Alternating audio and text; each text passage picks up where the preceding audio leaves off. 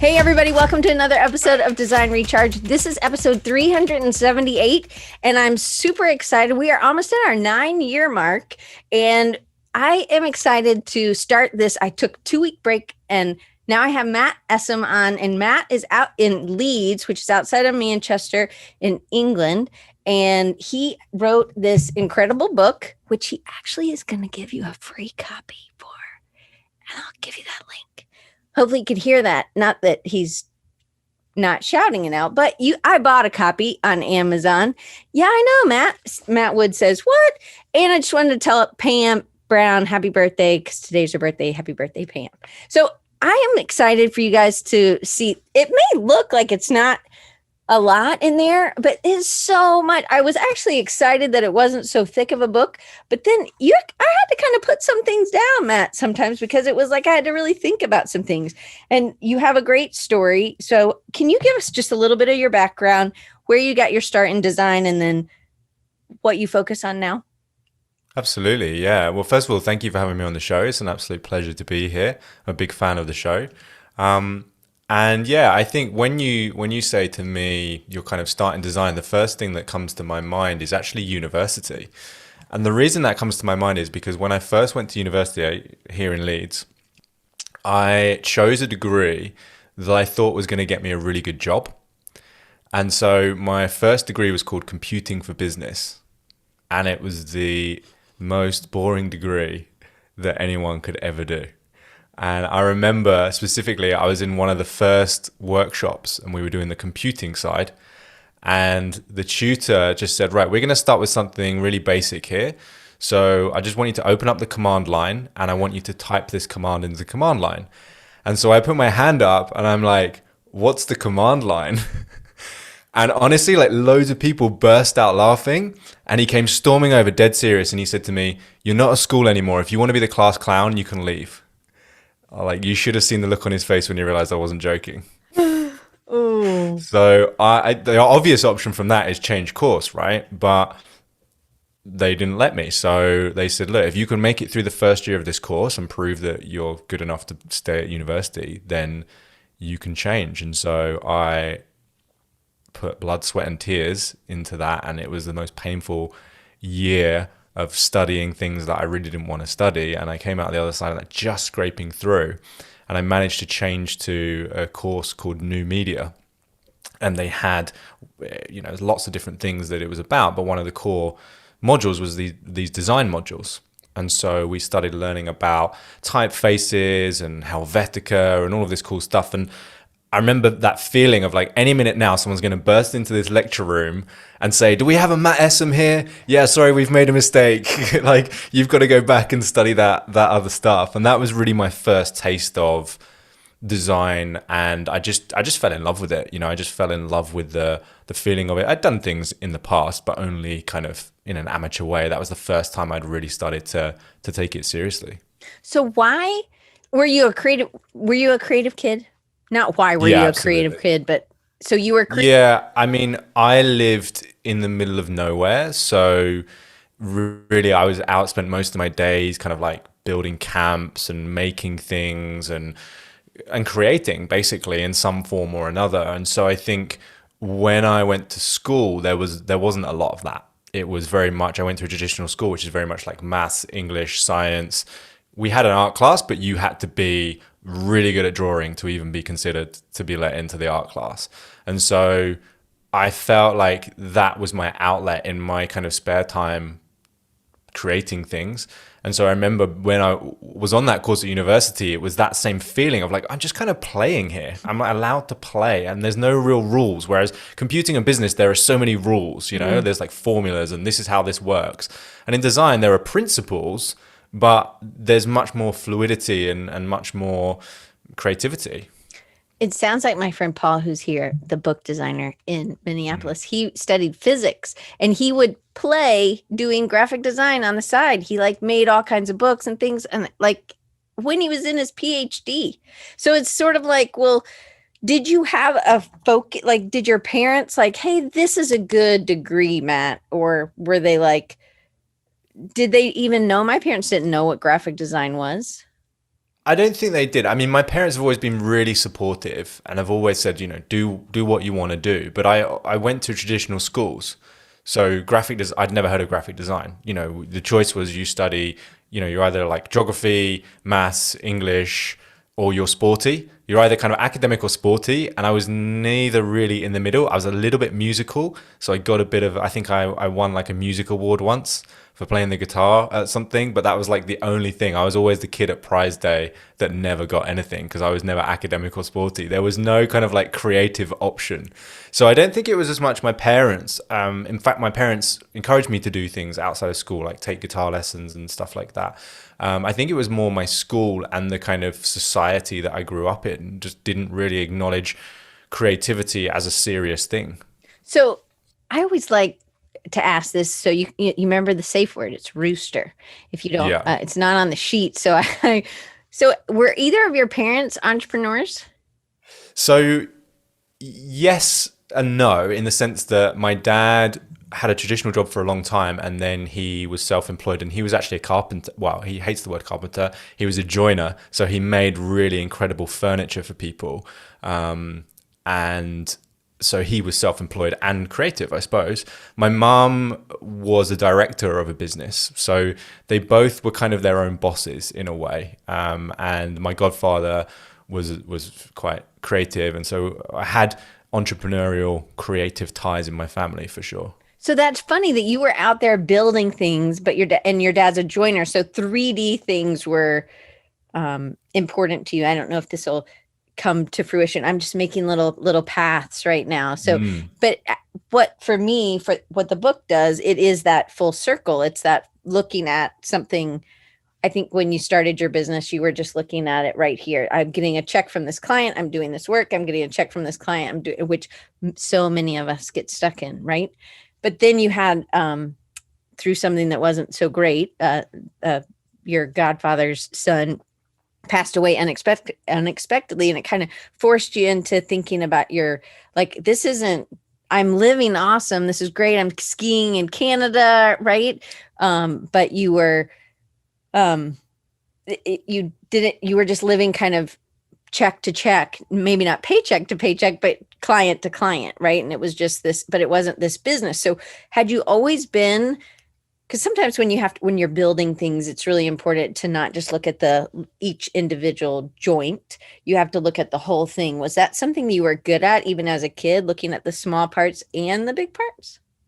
I was definitely better at looking at the big parts. When things got too technical, I got a little bit bored. My mum always said to me, like, I would get halfway through something and then lose the patience for it. And I think my dad probably would agree with that. I was very good at like kind of directing other people to do the things that needed doing, but I was never very good at following through with the things myself. I had the vision for what I wanted to build, but when it actually came to the nitty gritty of, the measurements and putting it on, I kind of got a little bit bored after that. And I think that's why I really struggled with computing, because obviously computing is very logical and technical, and obviously there are the creative elements to it.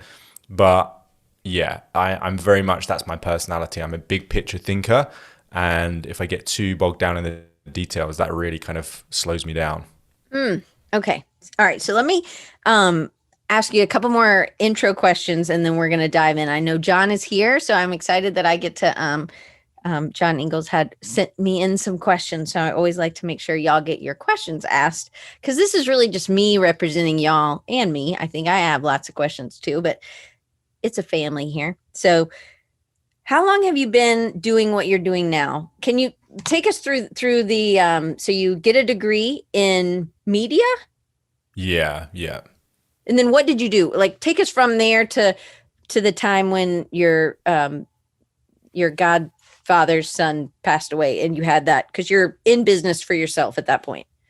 Yeah. So I was really lucky. I got a job straight out of university for one of the biggest advertising and marketing agencies in the country, maybe even in the world. They had every single client that you could think of, from Heineken, Adidas, Philips, pretty much like every big name brand. They designed the Olympic logos for us and in when we hosted the Olympics and all kind of stuff like that. And I remember actually when I walked into that office for the first time, they had this kind of hall with all of these projects that they had done. And I remember the creative director taking me down and looking at these projects with big pictures of David Beckham and Lionel Messi. And in my head, I'm thinking, oh my God, this is going to be incredible. This is like the graduate's ideal dream job. I'm going to be getting to meet David Beckham, and it's going to be like Mad Men. They had the fake grass, the table tennis tables. It was like the advertising agency. And very quickly I realized that I was a small cog in a very big wheel. And the majority of my time was spent kind of fixing broken email templates. And as I went through and worked at that company, I looked at the people around me and I thought, do you know what? In best case scenario, in like 4 or 5 years' time, I'm going to be managing people like me. And this isn't really where I want to be. And so I decided like I wanted to go off and try something else, really. And I'd always had the idea of freelancing or starting my own business, but I wasn't quite sure if the security was there. Like I like the idea of it, but like, how am I going to find my own clients? Like, is there even any money out there? And again, I remember the specific time when I decided to hand in my notice. I was sat at a computer doing some work, and this email came through from my project manager with some kind of like last minute amends. But instead of, usually we got the title was project brief, or the title of the PDF was project brief, and this one was project proposal. And I thought, that's strange. And I kind of hesitated slightly before I opened it up. So I was like, am I going to get in trouble for someone sent me this by mistake? Kind of looked around, made sure no one was looking. And so I opened up this proposal and scroll down, and sure enough, they've got the whole thing mapped out. And just to give you some context, price and all, right? Timetable, price and everything. Yeah. So it's the thing that the client sees, right? And just to give you some context, for about a day's work, which is what they were asking me to do on it, they were charging a year's worth of my salary. Whoa. So that's when I realized that there was money out there to be made. And so I decided I was going to hand in my notice and essentially go freelance. And naturally, a friend of mine was working down the road, and he was in an agency that he wasn't happy with. He quit his business and he became my first client. And it was that typical thing, where you start off, you're doing anything for anyone. So I trained in web development and design. So I was designing things and building websites for anybody who needed it. It was family, friends. It was, missing cat posters, your dog's nan's, friends, dads, whatever. We can help with it. And it was great for a while, because you have that autonomy and freedom. But after a while, I kind of felt that the work either fell into one of two categories. It was either really creatively fulfilling and you had complete creative control and it was so exciting, but didn't really have a budget.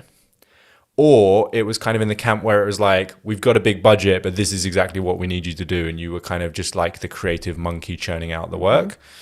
And so I actually read a book called The 4-Hour Workweek, which I'm sure lots of people have heard of. Tim Ferriss. Yeah, Tim Ferriss. And I got this idea in my head that, well, if I was just doing the work that paid well, but it was boring, and I was on a beach in Thailand, then this would be fun.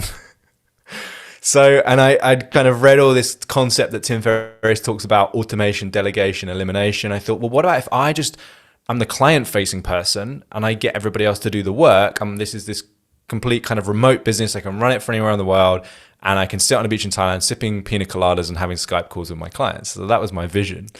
And so I set off around the world, and to my surprise, for quite a while, it worked. How long was quite a while?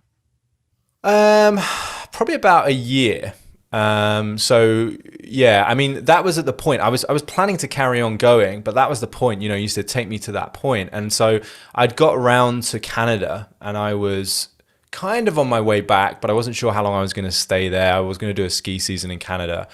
And so the kind of moment that you're referencing in the book, it's like a Tuesday afternoon. I'm sat on the ski slope in the Canadian mountains overlooking this beautiful vista. And I'm about to actually take a photo on my phone and post it to Instagram. And I get this real sense that I'm essentially being disingenuous and inauthentic, because what I'm about to post and portray to the outside world isn't really how I'm feeling. and it kind of suddenly dawned on me that like success from an external point of view is very different from success internally. And so I realized that although it looked like I had this amazing business that I could run from anywhere in the world and I was working and snowboarding in Canada, the reality was I had 20 clients that were like 20 bosses. And I was just this person, this middleman, trying to keep my clients happy, trying to fix things when it didn't work. And it was stressful. And I was up at crazy different hours, trying to juggle different time zones. And I was just churning stuff out. I need more of this so that I can carry on snowboarding. And it kind of got to the point where all meaning and purpose had gone out of it. And it really was just a means to an end. And although it might sound glamorous, the reality is that I think it's Tony Robbins that says success without fulfillment is the ultimate failure. Because where do you go from there? You've got what you thought was going to make you happy and you're not happy.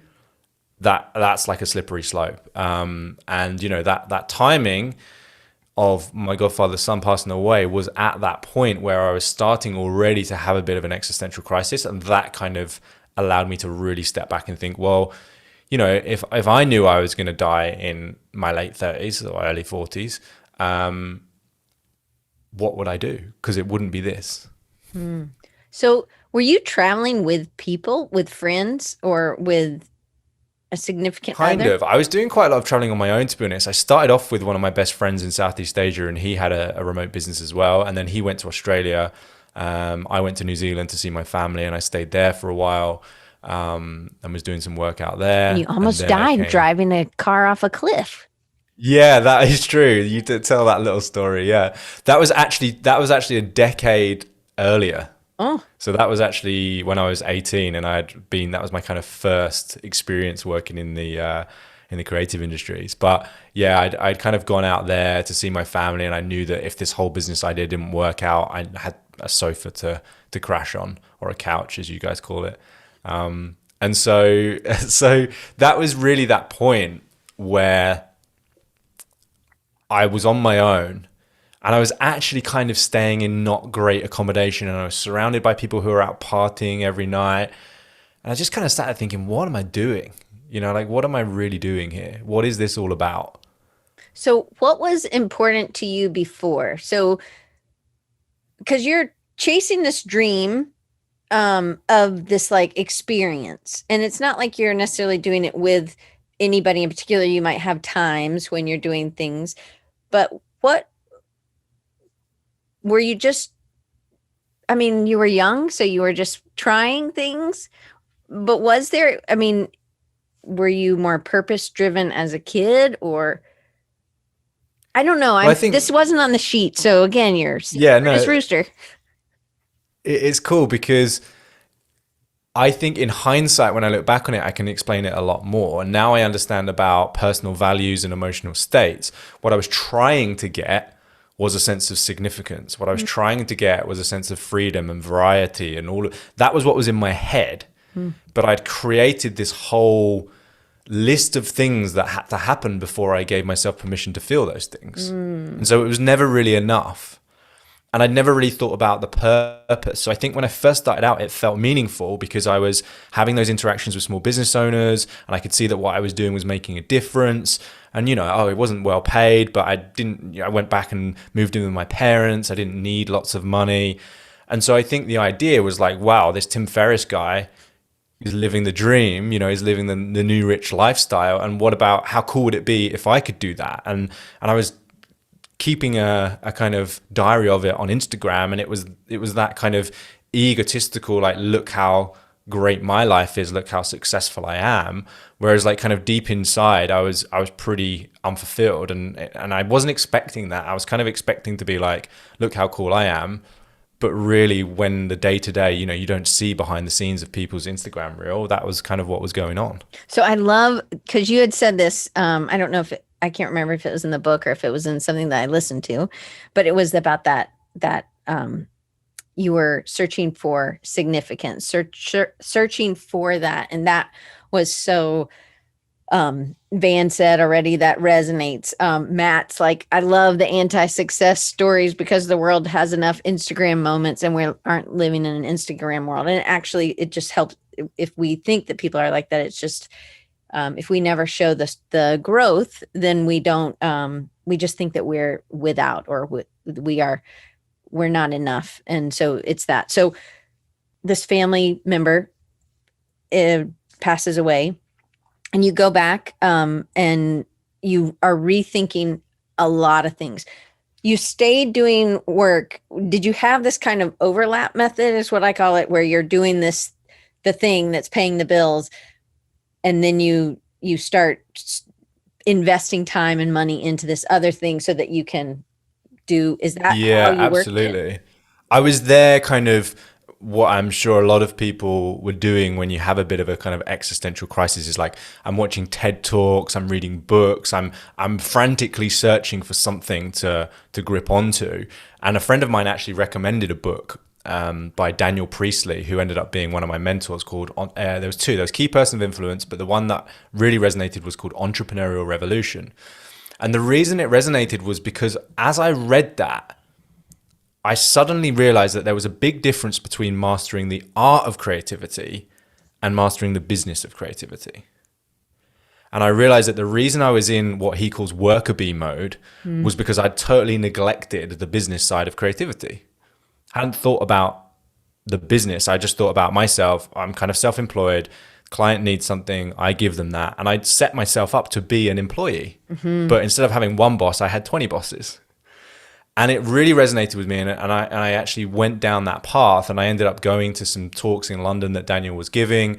Got really, really kind of excited about his content and his frameworks. And so I ended up, that was the point where I made that decision where I was like, okay, something needs to change. You know, it costs thousands of pounds to go and work with these people, but I just need to make it happen. This really resonates with me. And just so I committed to that time, money, energy that, to be honest, I didn't really have.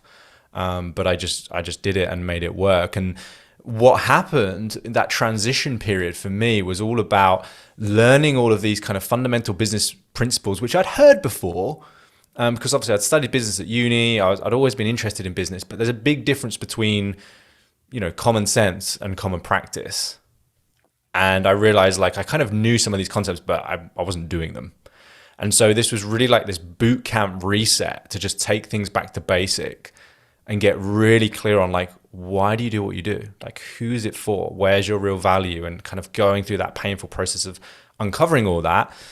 And as I started to implement, I started to make that transition and essentially just get rid of a lot of clients. I think in a period of about 6 months, I fired about 80% of my clients. And it was quite scary at the time, but I just focused on that 20% that I really, really wanted to help, that could pay me at least what I wanted at that time, that I thought was fair, that I could really deliver value for. And at the time, I had kind of positioned myself really by that point as a kind of digital marketing agency. So I was kind of helping people with digital marketing. And the more I started to learn about business, the more I realized when I was having these conversations that a lot of my clients had fundamental business problems. Well, I was going to say, I just started to give that advice for free as part of the service. Like, I hear you want to do this, but can I just share this thing with you that I've learned from this entrepreneur who's built several multi-million-pound businesses and I've just paid a lot of money to work with? Would you mind if I shared some of these things that are working for me? And obviously people said, yeah, of course.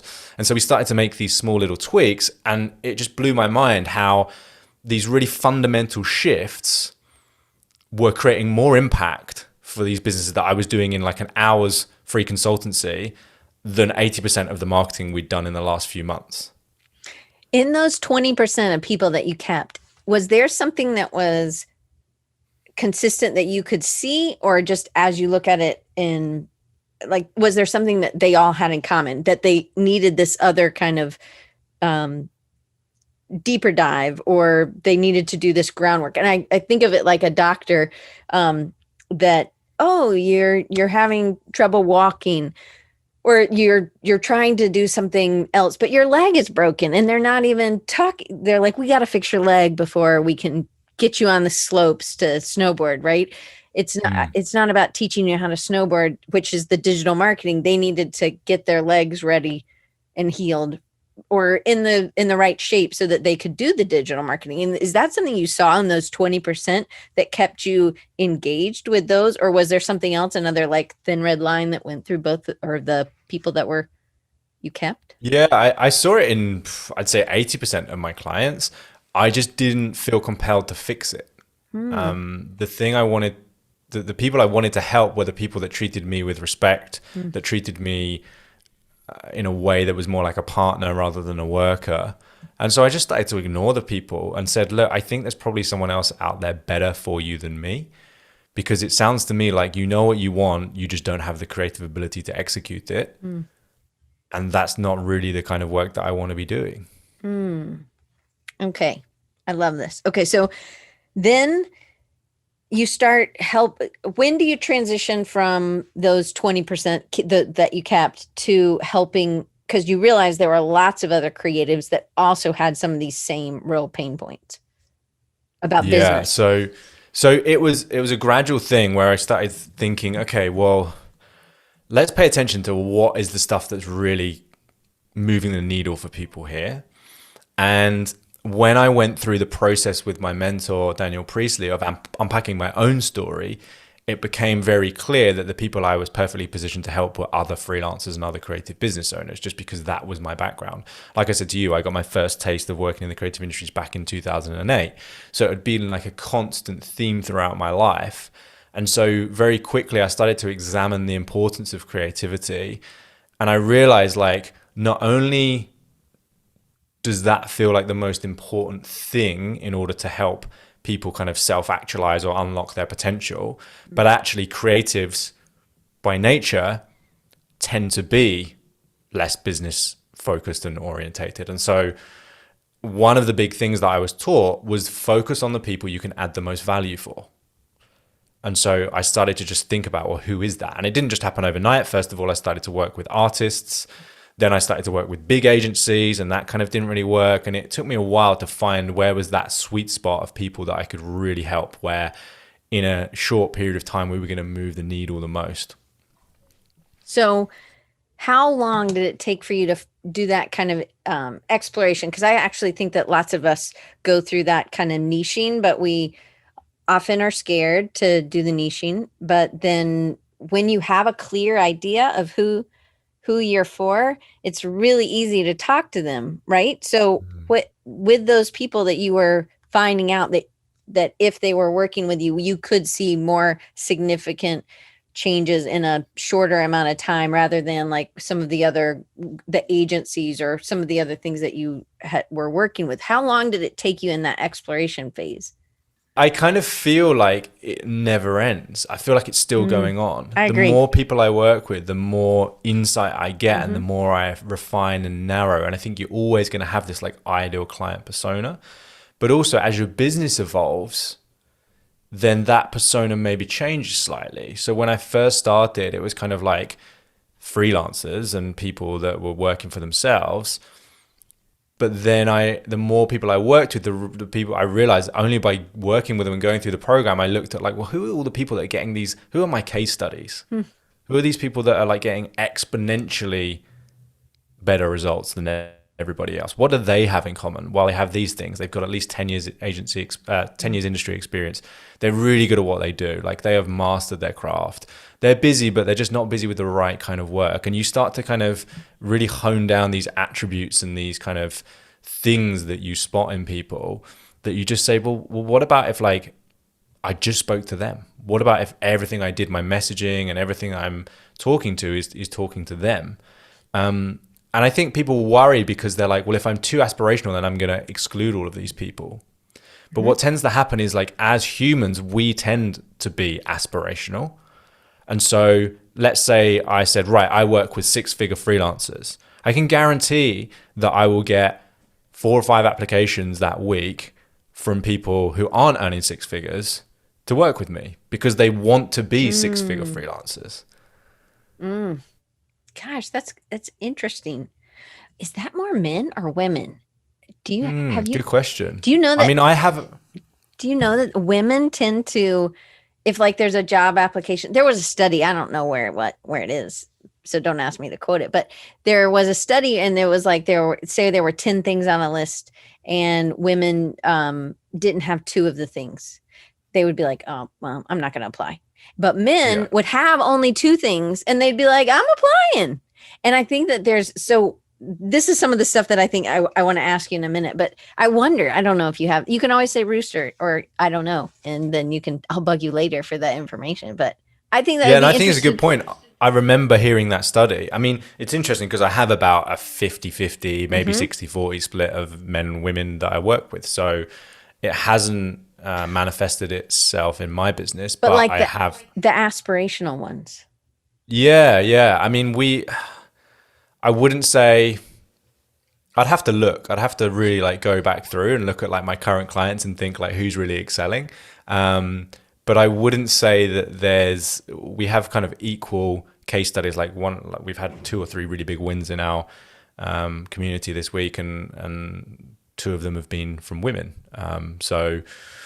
Well, I don't think women or men are either one's any better or worse. I just think sometimes it's a mindset thing, which is one of the things I think so much of the stuff in the book, if I'm thinking about things that I really care about also and helping people that are in this Design Recharge family, I know that I have some of those same issues too about reach. How do I reach those ideal clients? And then I have also that it's the mindset that I continually telling myself things that I shouldn't tell myself and I'm holding myself back. And so I think that that's some of this it's really important. You and I also connected that you have a community, and then it's not just this short, fast community, like 5 weeks, you'll have blah, blah, blah, right? Like the sham wow guy. But it's more about like this long term and you're learning and there's this safe place, which is also something I resonate with as well. So absolutely. I have some questions. We have less than 30 minutes left. So I'm going to do really fast, but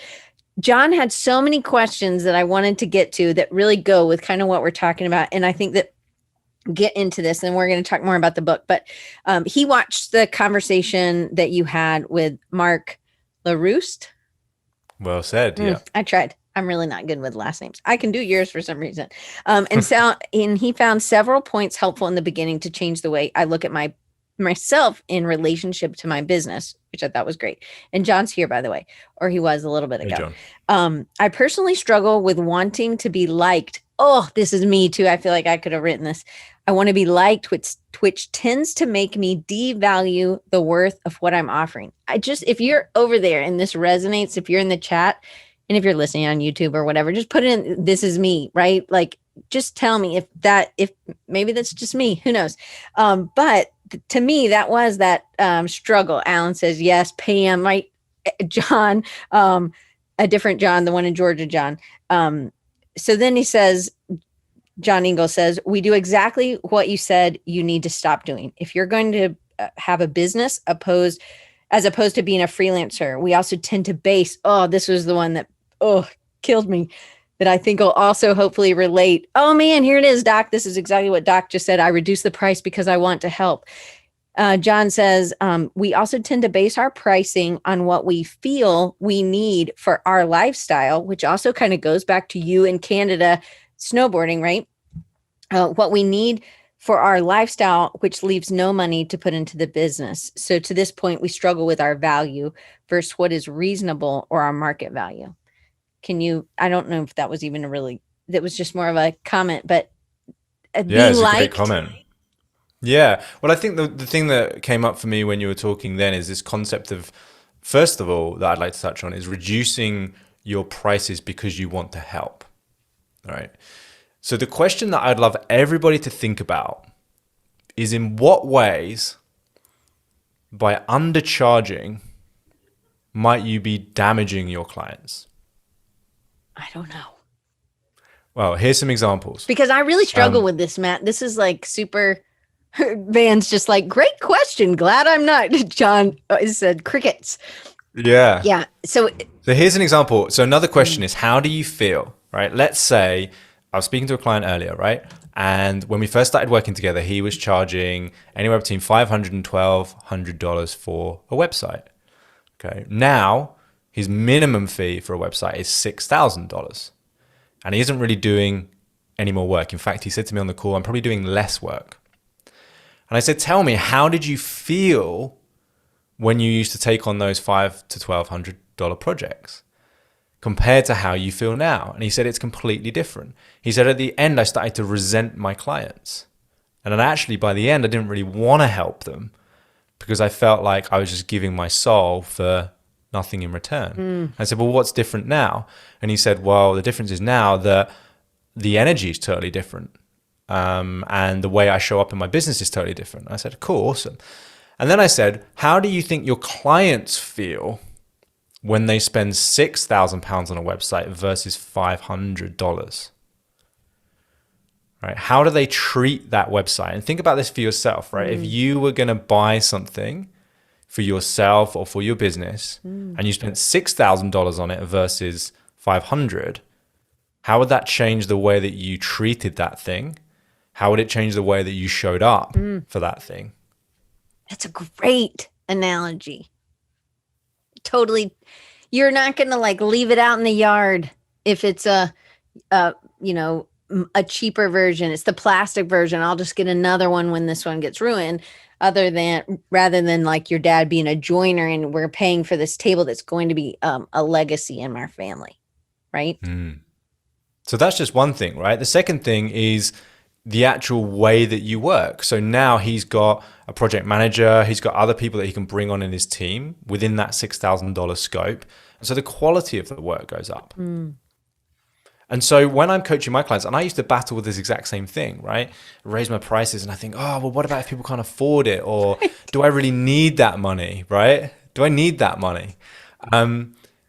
But here's the thing, so I had this client the other day and we give people two options because we know that like not everyone has thousands of pounds sitting around in the bank. We give people two options. Either you can break this down and pay for it like on a monthly basis, or you can just pay up front and we give you a bit of a discount for committing to up front.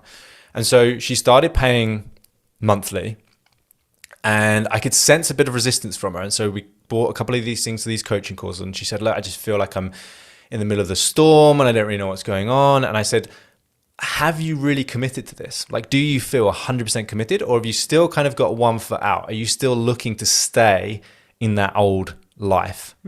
She said, yeah, I'll be honest. Like I've still got one foot out. And I said, honestly, like I don't want to work with you if you've got one foot out. Like the way that this works is we're 100% committed. We're going to get you through the other side of the storm, but you've got to be with us and you've got to be willing to ride those waves. And she said, yeah, okay. She went away and thought about it. And like a few days later, I get a text that says, been thinking about what you said. I want to pay for the program in full because I just want to be all in. And I can guarantee you that she's going to show up completely differently to when she was paying for that monthly. She's found that money, she's invested it, and she has thrown a rock in front of her and it is going to drag her to getting those results. She is going to get to the other side of that storm come hell or high water. So it's not just for you. That's what I want everyone to get is the money isn't just for you. Think about like experience next time you go and buy something expensive or treat yourself or invest in something. Think about how you feel when you do that compared to when you're just buying the cheaper version of it or not paying a lot of money. It's not just for you.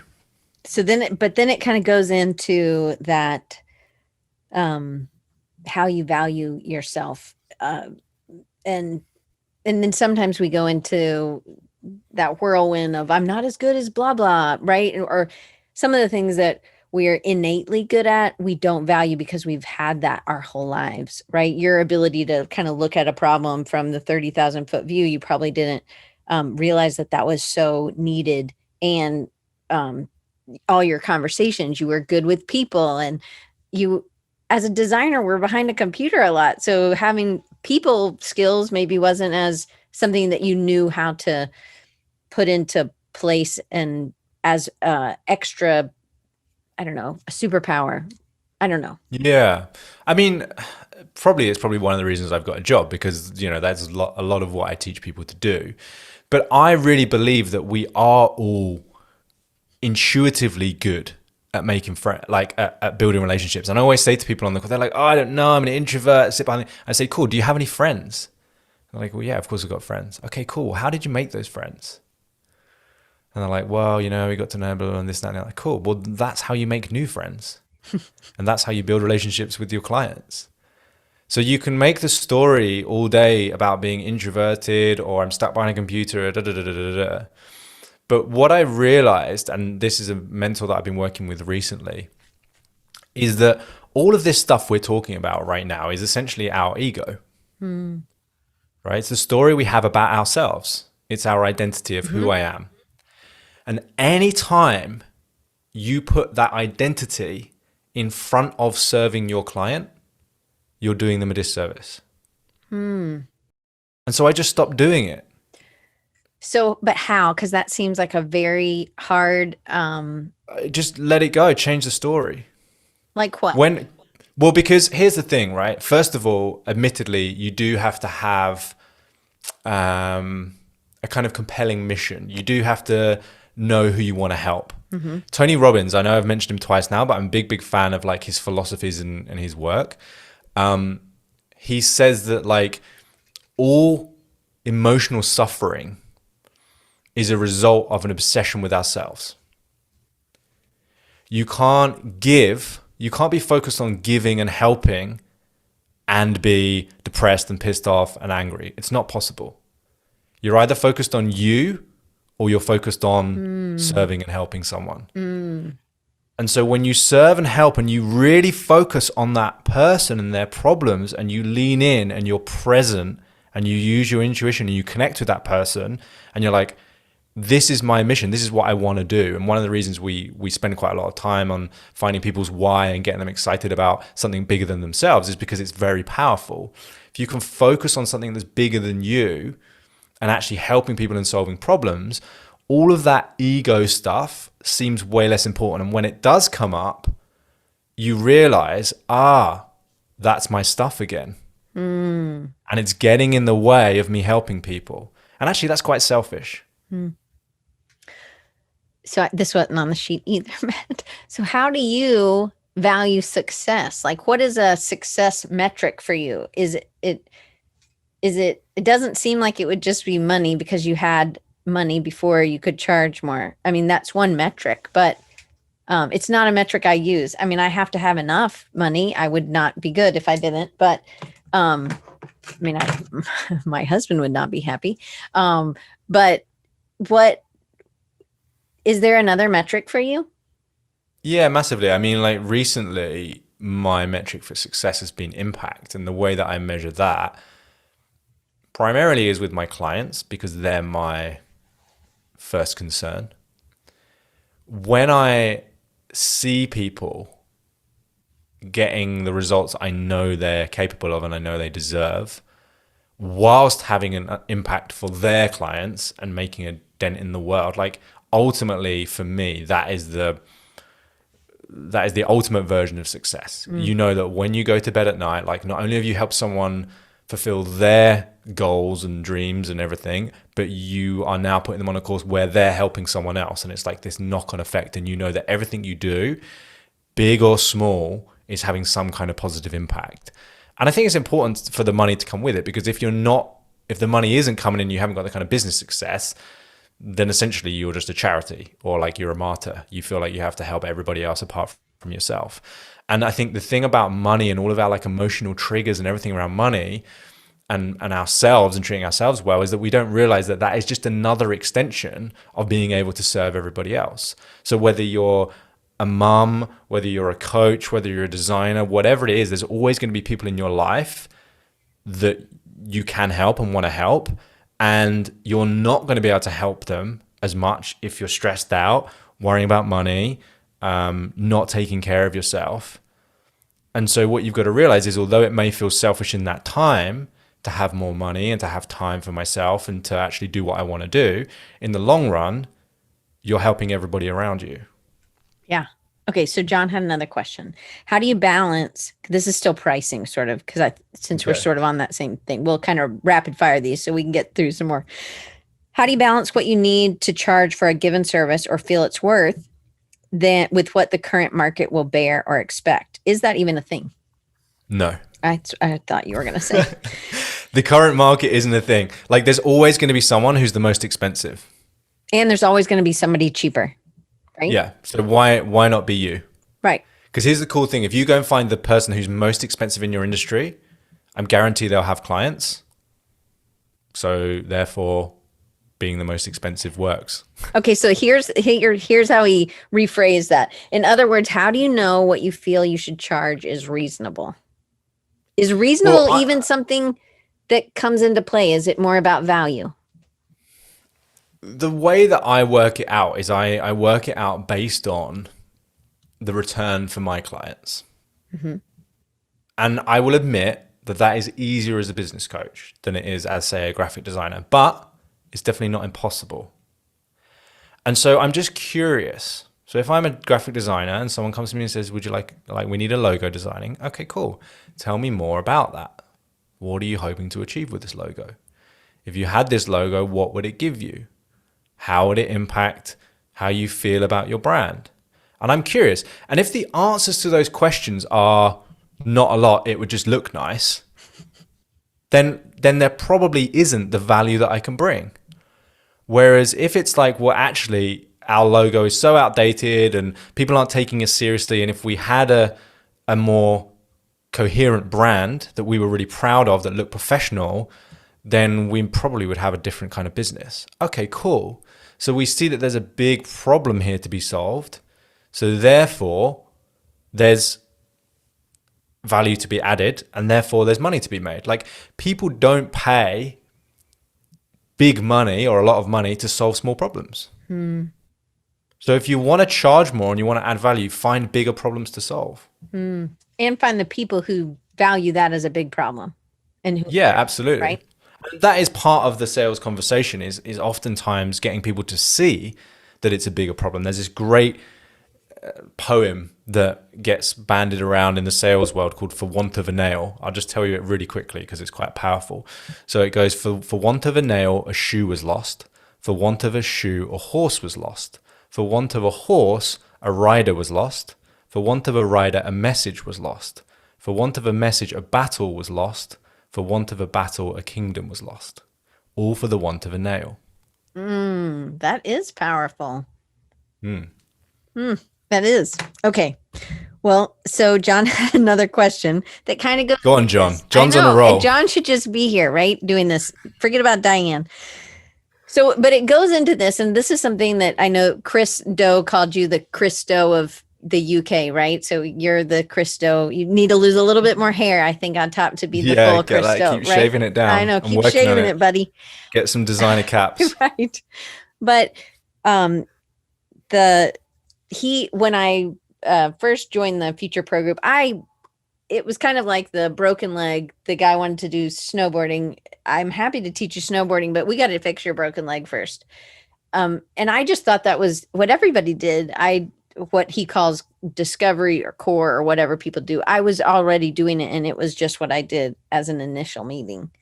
And I wasn't charging for it. Now I kind of work it into what it is for a website. Because you have to do it. You have to do that work. Or if they're not willing to do that work, then it's not a good fit for me, because I want to make a difference too. Absolutely. So these lead-in conversations, and I know you have something like this on your website. It'll say, I don't know what your call to action is, but it's like book a call or something. You're like, let's get together, and you have these, or somebody on your team does these. So John's just calling it a lead-in conversation with potential clients to determine whether it's a good fit. And I think that's what you're kind of doing as well, right? So it's, I don't know how long these conversations you think as a designer, it should be. And maybe it's different for each person so that they can assess if it is a good fit. And then do you charge for it? Great question. Yeah. My favorite term that I've heard used for it is triage call. And the reason I like that is because I think of it a little bit like a hospital, people coming through your doors, right? You don't want to be prioritizing the person who's got a sprained ankle. You want to be prioritizing the person who's got a bleeding neck. And so really, like, on that call, you're just trying to figure out, like, has this person got a bleeding neck? Whether they know it or not, do they have one? And so, no, I don't charge for it because, I mean, I don't really take most of those myself anymore. In fact, we have things slightly differently where most of the information that we need to know from a triage call can be gathered from a short form. So actually one of the things that we do is we have a short form that people fill out. And if we think that we can help and they'd be a good fit, then we invite them to what's called a strategy call.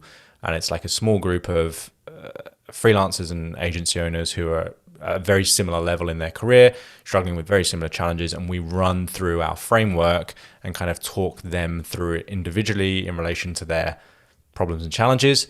And if they think, oh my God, yeah, that's exactly what I'm doing, that's what I need, then we invite them to an enrollment call, which is specifically about working with us. So that's kind of how we do it. But it's taken us a while to get that process down and to know the right questions to ask. But no, I don't charge for it because it's a little bit like charging someone to try on a suit. You know, you don't want to charge someone to try on the suit. You want to charge them to walk out with the suit. And so, you know, if you charge them to try on the suit and then they find out the suit doesn't fit, they're going to be pretty annoyed. So really that call is just to figure out, I'm really looking for three things. Number one, is there a gap between where they are now and where they want to be? The islands. Yeah, absolutely. Number two, are they ready to invest some time, money, and energy into closing that gap? And number three, do we want to work with them? Do they seem like the kind of person that I would enjoy working with? Okay. So tell them about the islands, because this is in the book and it's great. And I had a question about it and I'll have to hunt and see what, where I put the island thing. Yeah, that's cool. So like in a nutshell, whenever I'm talking to someone, I'm thinking there's two islands. There's island A, which is where they are right now. And there's island B, which is where they're trying to get to. And my aim in that conversation is to figure out as much detail about both islands and what the thing is in the middle that's stopping them get to island B. Like what's really going on. And most of the time, and this is where a little trick that I'll share with people, most of the time, the thing that people think is the problem isn't actually the problem. So in those calls, what I'm trying to do is I'm listening for the unseen, unknown problem. And as a creative, if you can get good at spotting that, immediately you will transform your value and your ability to help people. So how are ways people can practice that? Because I can think of a few things that it's not great because you can't follow up maybe, but it's just about spotting those problems. How would you tell somebody, is it doing a bunch of these intro calls if you have time so that you can see if you can spot problems without a commitment of doing the work? Or what would you say? Yeah, I'm listening. What I'm essentially listening for is thinking and action mistakes. And so as creatives, I believe we all underestimate our own value. We all think that everybody knows what we know, right? Everybody has this perspective. This is just an obvious thing. But in most cases, they don't. And so instead of getting on a call and trying to convince someone of something or bring in an agenda, I'm usually just curious and I'm just getting like really good at listening. And what I'm listening for is I'm essentially, from a coaching perspective, I'm listening for the story. What's the story they're bringing to this call? Like, how do they see this landscape? And do I see that landscape the same as them? Or do I see something differently? Do I see something that they're doing or the way that they're thinking, which is currently creating their results? So I think people could practice this with other people. They could also practice this by listening in Clubhouse or listening to, I think Clubhouse is great just because you're figuring out, you're just listening, you're an observer, but people are sharing. So there's that safety in sharing. So, and if people keep coming back, you can kind of see how the story changes or the story evolved. And if your gut was right. And I also think that when you have that gut reaction, you write it down and then you see, even in your life, like what I have this feeling about blank. This is how I think this is, or I don't know exactly, but I feel uncomfortable. And then come back to it and see if your gut is checking correctly, I think. Yeah. And just to give everyone like a really tangible example, so this is not too conceptual. Think about, first of all, when you've done a project in the past, let's just say you build websites. What are some typical things when people come to you and say, I need a website? What are some typical things they think the website is going to give them. So like, oh, I just get this website and you guys can design it all and it's going to look great. You do all the work and then it gets to like page 1 of Google or something, right? Or design the website first and then we'll think about the copy later.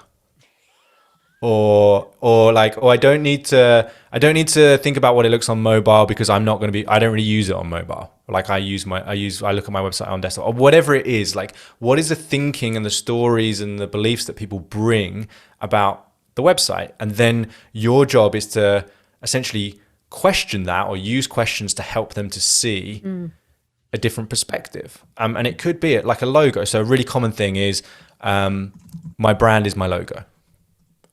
Right, so my logo is the most important thing about my brand.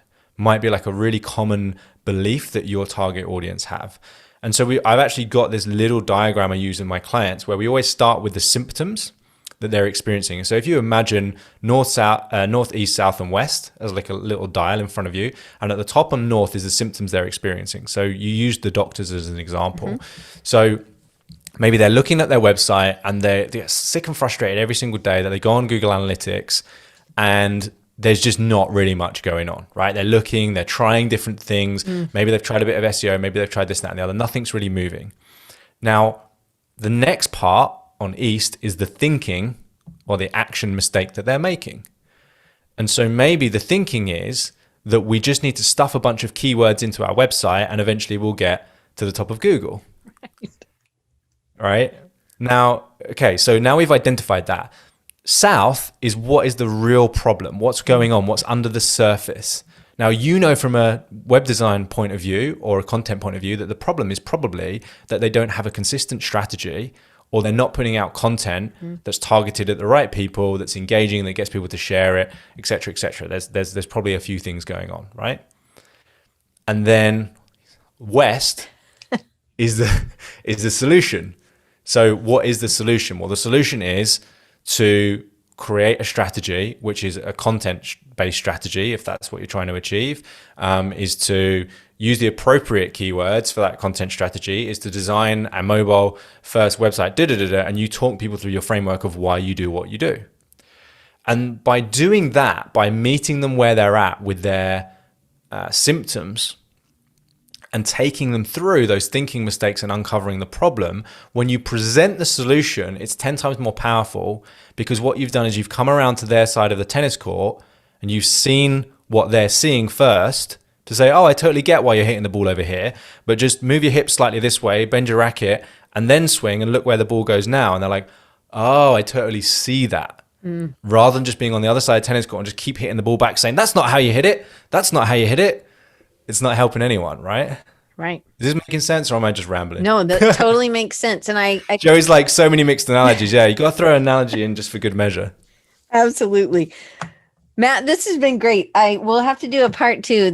I don't want to take up all your time. I so appreciate we didn't get any of mine, but I just want you guys to know I always put y'all ahead of me. I think that I have very similar questions as y'all. And so I thought John did a great job of coming up with questions. He did have kind of one more, but I guess just thank you so much for taking the time, because I know it took time to write a book. I know it takes time to you said you didn't have time or money really to invest in that, in Daniel Priestley's courses and community, but you did it. So I know that there's always a sacrifice, but what for you, as you're looking back, what was that biggest thing that you sacrificed at that time to get to that next stage? Because I think that was a turning point.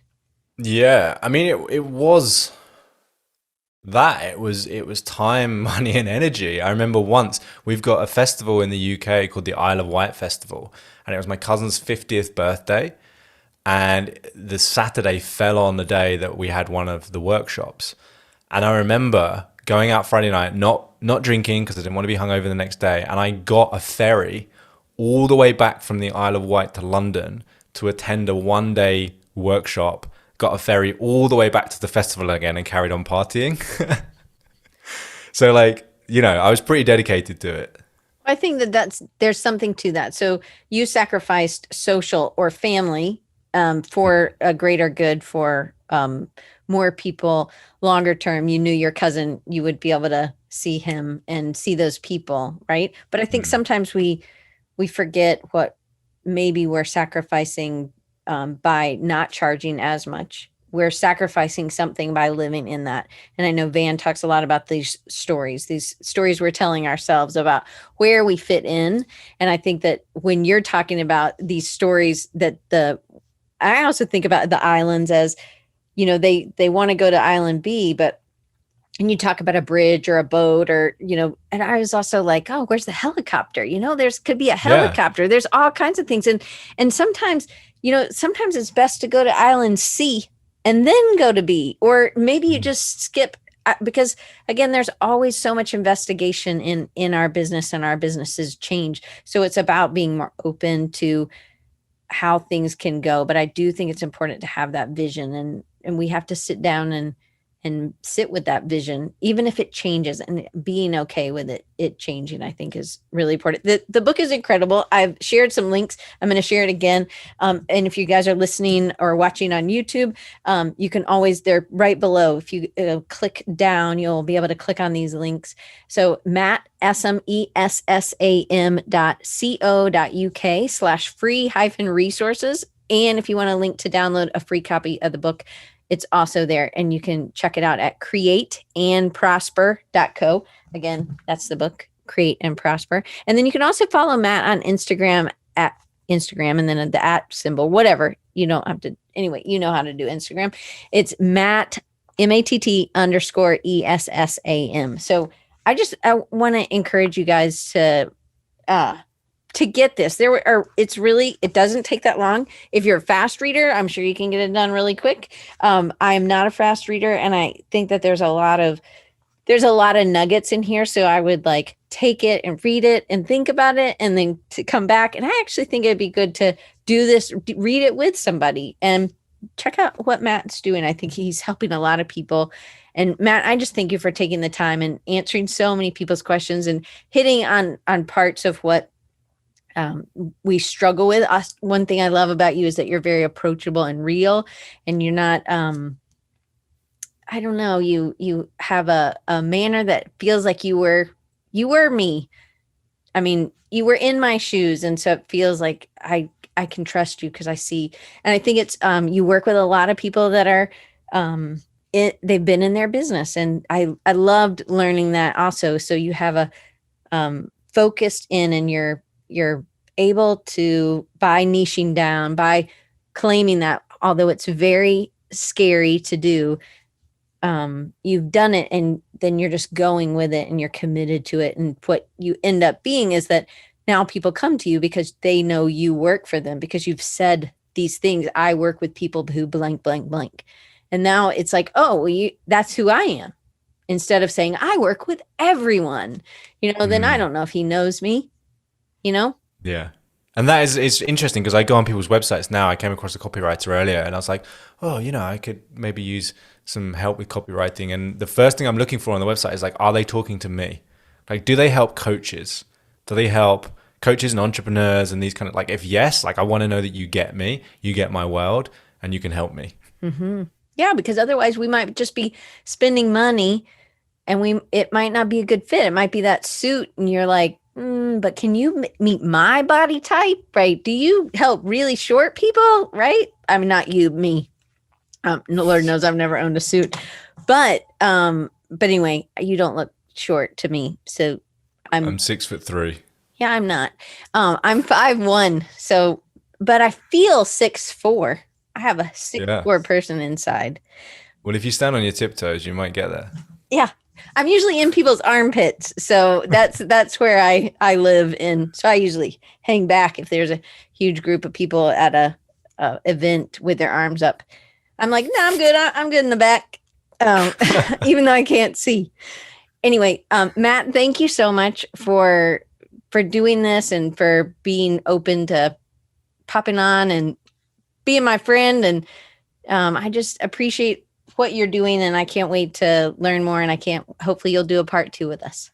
100%. Thank you for having me on, Dan. It's been an absolute pleasure. It's been great to meet your community.